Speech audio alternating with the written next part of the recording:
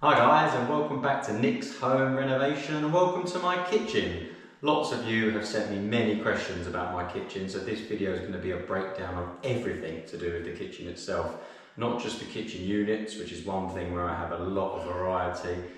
And as you can see, the cat likes it, so those of you that don't like cats, this might not be the video for you, especially when he does that on the worktop. We have lots of different units in this kitchen, from corner larders to coffee stations, dresser units, reduced depth units. So I've got a huge variety here, and it's almost like a kitchen showroom. So I think that might be useful to you guys. As well as that, I'm going to cover things like the paint colour on the walls. A lot of you have asked about that, and internal doors and windows. So I've got sliding doors in this kitchen, as well as just normal doors, and even a reeded glass door going into utility. And that sums up cats perfectly, if any of you just saw that. And I'm also going to go into detail about the skylights and the worktop. So everything in this kitchen is completely covered. I'm going to break it down into sections, and we'll start with the most important thing, the kitchen itself. So starting with the kitchen, we went for a kitchen from a company called DIY Kitchens.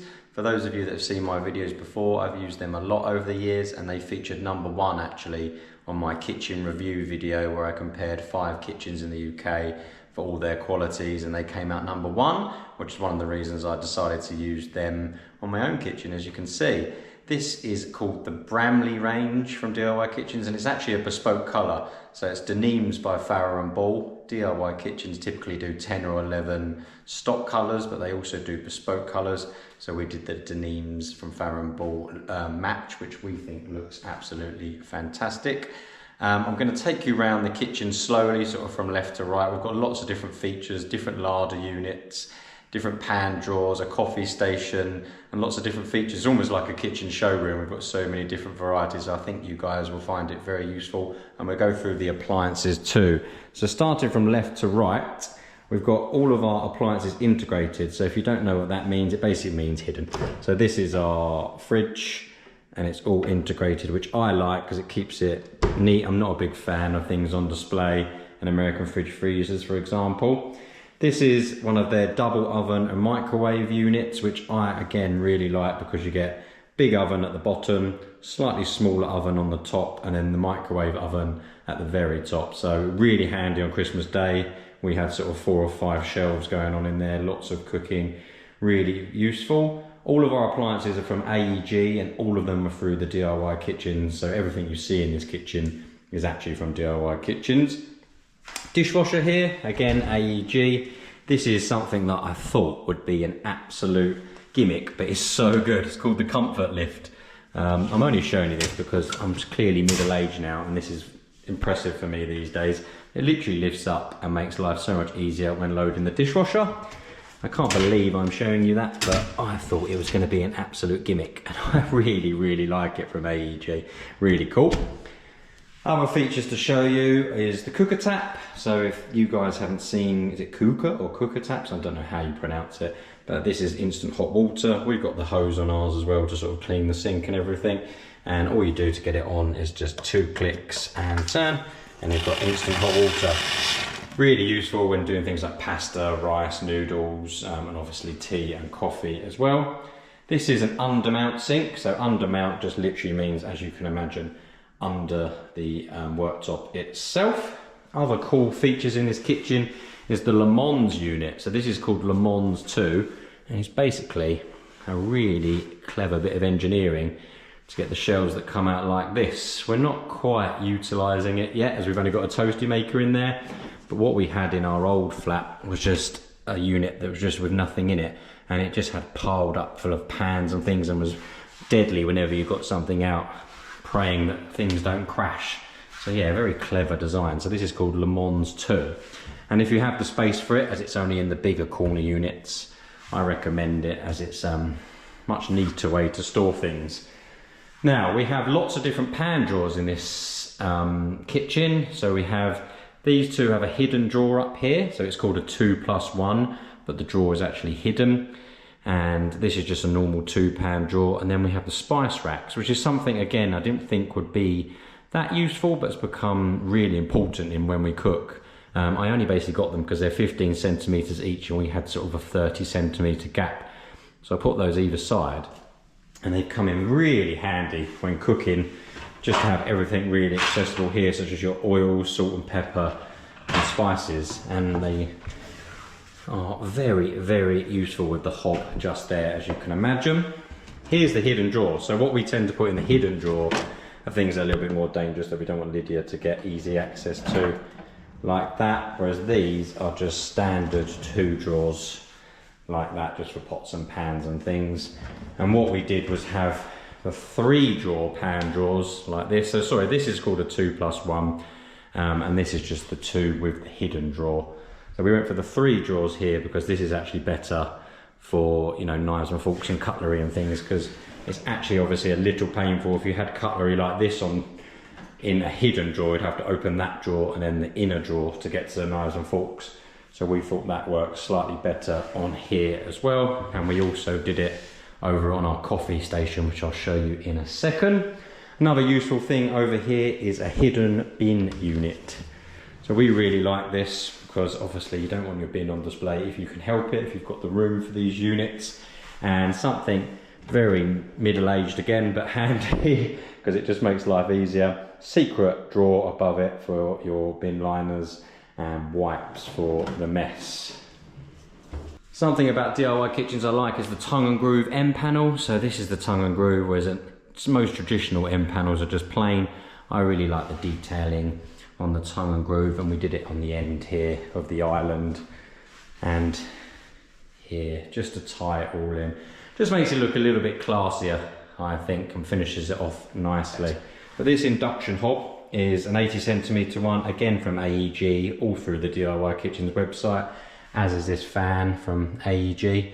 But somehow, and I think it must be through this sensor, as soon as you turn this on, the lights come on automatically up here, and when you put a pan on there, start cooking, it also comes on. It goes between 1 and 4, I think it is, depending on how much is on there, which is super, super clever. I've no idea how it does it, but I'm still really impressed. And then after about maybe 30 seconds, that will automatically turn off as well. Again, quite gimmicky, but really cool. Now, this is what seems to be the fashion these days, a little coffee station. And I must admit, I really like it. And what also is shown off here is a dresser unit.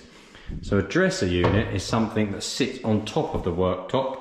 So you've got wall units like in the utility there, but a dresser unit is longer and sits directly on the worktop and is really useful in this situation to make a coffee station. I've seen some people even take the worktop directly all the way into the coffee station as well, which is quite cool. But I like how we've done it here, and we've just used the pan drawers just to have all of our mugs and coffee and tea and things really close by. In this section, again, we have a different type of unit. As I say, this is like a kitchen showroom. These are reduced depth units. So these are about 30 centimeters deep, whereas traditional units, like the bin, for example, are more like 56 centimeters deep.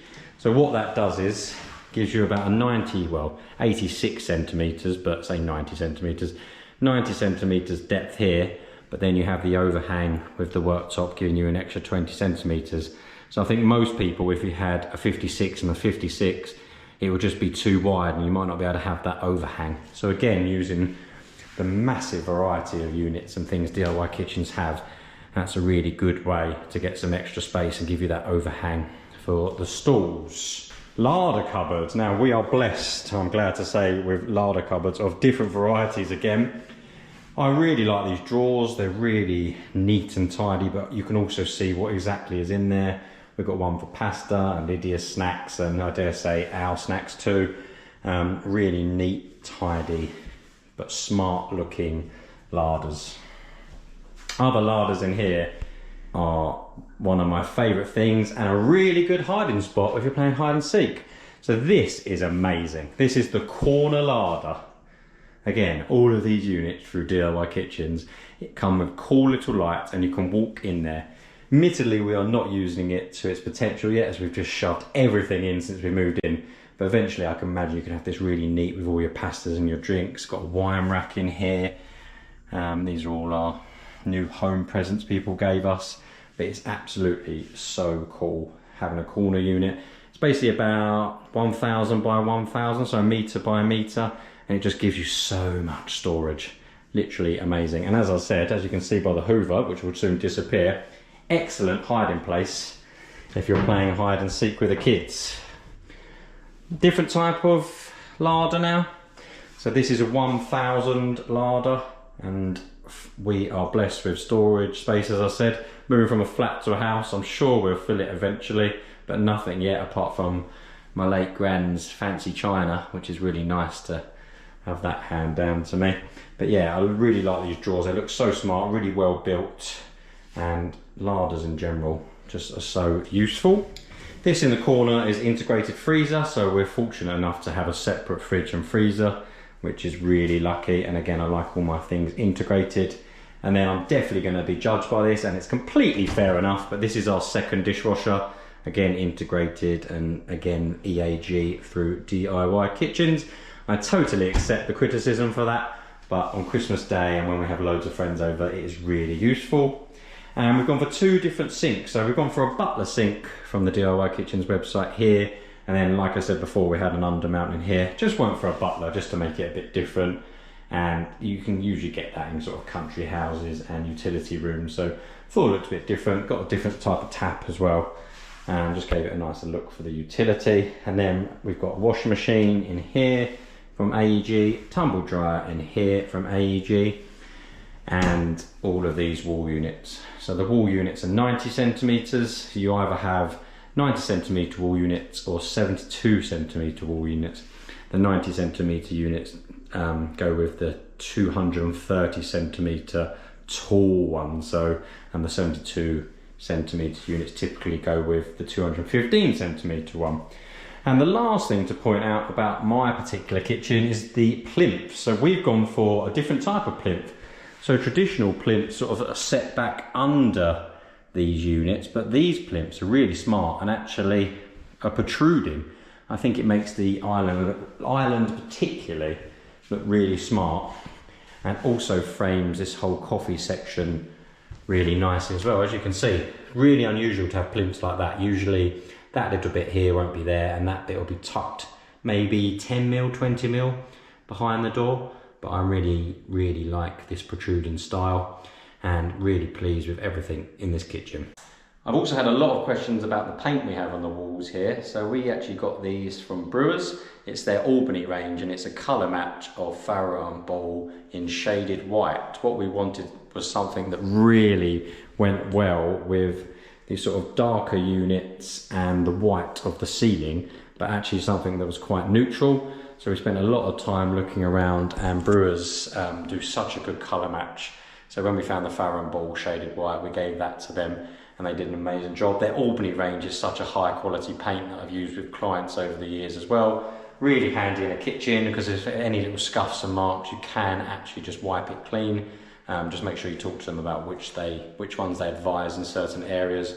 But in kitchens and bathrooms, I always use Brewers Albany, because as I say, they just wipe clean, or if you do have to touch it up, it actually just blends in a lot nicer than other brands I've found in the past. But yeah, really pleased with it. It's a very neutral colour, but I think blends in really well. And actually, I think always thought our extractor thing is quite unattractive, but the paint almost sort of blends into that whole wall in general and makes it look a little bit more hidden, and really pleased with that. So this unflattering angle is going to be the worktop. Now this worktop again is through DIY Kitchens. I sense you're getting a theme from this. This is called the Snowy Ibiza. Now whilst it's through DIY Kitchens, it's actually supplied by Natural Stone Services and fitted and measured through Natural Stone Services. I really hope you can see the detail in this, because we wanted something with a consistent pattern. So this is a quartz material, but we wanted something with a consistent pattern, but actually something that wasn't too much at the same time, because we wanted it everywhere. So we've got a splashback here behind the hob, which I'll turn this light on just to show it off a teeny bit more. And we've got the upstand going behind here as well. And we've even got it in the windowsills with this lovely little finish here, and all the way behind the sink as well, and in the utility. So some of the features of this are, they do it in 20 or 30 mil. I've gone for the 30 mil. I've gone for a pencil finish. I really like the 30mm because I just like that chunkier look. And we've gone for a 20cm overhang. So we have a 20cm overhang here and a 20cm overhang at the end as well. We're really fortunate to have a lot of space here. So it's really nice being able to have stalls here and here potentially. We've only got the two as we came from a flat in Brixton, but we do have the room for plenty more. Looks particularly good in the coffee station, and like I said, you can actually design it so the worktop can run all the way in, but we actually liked the sort of natural oak in this kitchen look in the back to keep it like that. Natural Stone Services basically came and measure it. They measure it in about 3 hours. They've got those really clever equipment way over my head, and they tell you just to make sure the carpenter's installed it properly and what to do next. I'd say the measuring for this, which was a very, very, very large kitchen and utility, took about 3 hours, and the fitting of it took about 2 hours, which is really impressive. And the turnaround was maybe 2 weeks, I'd say, from measuring to fitting. I actually delayed it a little bit because we weren't ready.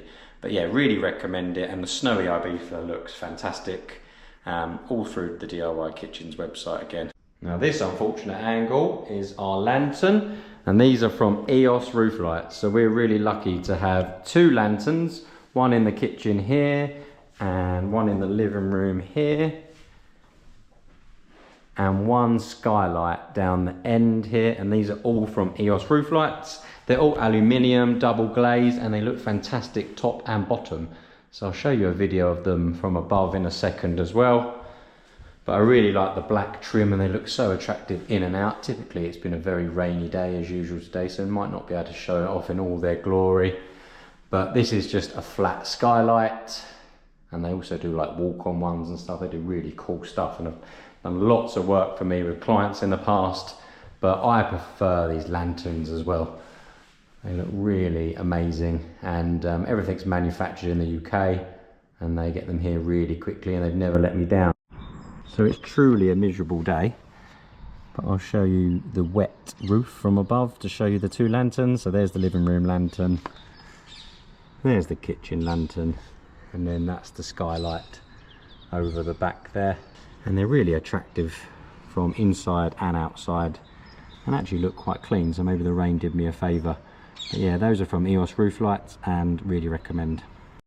The external doors and windows, so these are all aluminium, and they're through a manufacturer called CWG Choices, who are based up in Midlands. I actually had to get these through my window fitter, as they only deal directly with the trade.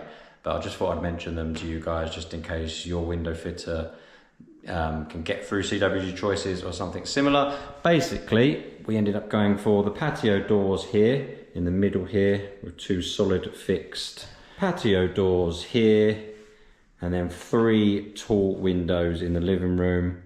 And then what we said to the window guy was we basically wanted the windows and doors here to look like a sort of child would draw with the X with the frame, which we are really pleased with. We're really pleased how this frames this whole section in here and how it looks looking out to the garden. So a little bit about them. This is called the Heritage range from CWG Choices. Aluminium, as I said. Some of the features are 50mm surround, keeping it nice and tight. And I think these are either 20 or 22mm bars. So these bars you can get in whichever sections you want. So we went for 3 bars across here, giving us 4 sections, or you can have 3 with 2 bars, whatever you prefer. You have to have slightly thicker bits around the door bit. This is to allow for obviously the handle. This is why we didn't want a handle on here, because it meant having another big thick bit there to cover the latch and the lock and everything. So we just went for the 1 door that opens up, and then you just flick the other bit there just with 1 handle. So sorry, it's 2 doors, but just with 1 handle rather than the 2 handle. Just makes it look a little bit neater, and we're really pleased with them. All double glazed, obviously. And then these ones are just non-openers with the trickle vents at the top, but just look really nice and neat. Really like the thickness of the internal bars that make it look really, really smart. And in the living room as well, really impressed by how they look, and love the tall ones going from the floor upwards, make the living room really attractive. So yeah, they're from CWG Choices up in the Midlands, I believe, and you have to go through a registered window fitter to find them. Internal doors. We actually have 4 different types of internal doors in this region. We have these sliding doors, which are totally cool, and my favourite of all of them, that slide into the walls. I'll go into detail about those in a second. We have these normal hinge doors, again, made to look like aluminium doors, but are not. And then this reeded glass door, and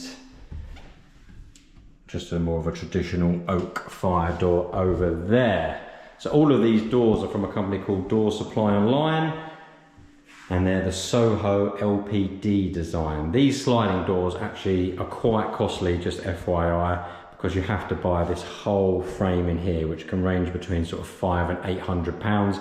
The frame is obviously built into a stud wall. We built our stud wall bigger to make it look like here, because this is the outside of the old house before we extended, so we wanted to look similar, but they slide really nicely into here. The negative of them is that kids love them, so whenever we have Lydia's pals over, they're constantly sliding it back and forth, but these obviously go right into here if you want them to, and you can put handles on them, or you can have them like we have without. We're debating what to do, because you can have a little handle put in here with something to pull on the outside, but at the moment we left them as is. So yeah, our stud wall goes all the way from here down to there from design, and they look really nice of an evening from looking through from the living room. And something quite expensive, the doors themselves aren't that bad, but the whole system with the sliding door is expensive. So you're probably looking at a day's labour for a carpenter to do all the framework in the stud wall, and then another sort of half day to fit the doors. So it will add up, but a really nice feature, and we usually have them maybe this far out to look at their best. And over here, again, from direct Door Supply Online, and these are Soho doors, and these ones are just with the clear glass. But yeah, Door Supply Online, you know, the company, but I'm sure there's lots of manufacturers out there that do these similar ones. And the one we get a lot of comments on as well is the reeded glass one. So again, we might put a handle on here, we're not sure yet, we don't want to take too much away from the door, but it gives you that frosted look, but just with the detail of the reeded glass. Really helps it look smart, and it hides all the laundry and the dirt and the noise that can come with a utility room with a washing machine and tumble dryer in. But looks really smart. And then our last internal door is just from Howden's. It's called the Holdenby Oak range. This is a fire door because it goes to our garage, but all of our internal doors are from Howden's, other than in this kitchen zone. But really pleased with this whole look in this area. These handles and knobs. So these knobs at the top, I hope you can see sort of the intricate detail of them. They're really nice. They are a Nova Manor T-Mat 54mm black knobs. They're from DIY Kitchens as well. And down here we've got these handles. Again, I hope you can see sort of the ribbed part of it there. Looking really smart. These are H&H, which is Hendel and Hendel Barrington cup handles, and they are 105mm. And I hope you can see how nice they are up in person, because I'm really pleased with these finishing details. Last but not least, and another flattering angle, is the floor. So we went for the Amtico floor in muted oak in the large herringbone. So for those of you that see my other videos, we went all the way from the front door with this. So here's our front door. We took it all the way into Lydia's playroom and our living room, but looks particularly good in the kitchen, I think, with the herringbone. And as usual, Dylan is up to no good chewing something that he shouldn't be on my camera. Thanks very much. So yeah, this is called Amtico, and it's called muted oak, and it's the large herringbone. So the herringbone comes in 2 sizes, this one and then one that's more about there. So we went, as we have quite a large space, fortunately, we went for the larger one. It's about 6mm in thickness, and my flooring guy always makes sure he levels it himself, so does a screed. So everywhere has been screeded, all perfectly level. And the Amtico itself is only 6mm. I've got a lot of experience with this. All of my family have it in their homes. It's really long lasting and tough. My mum must have had it 10 years and has had grandkids. Of causing riots with it, and it's never chipped or anything. We've had other types of flooring in the past that has chipped, but so far so good with this. And what you basically do is take it under the units. So probably best showing you on the larder cupboards. So again, took it all the way through to utility room, and then what you do is take it directly all the way under the units, and then the plinths just go across there. So it probably goes under units by about this much. So that's it, Amtico muted out.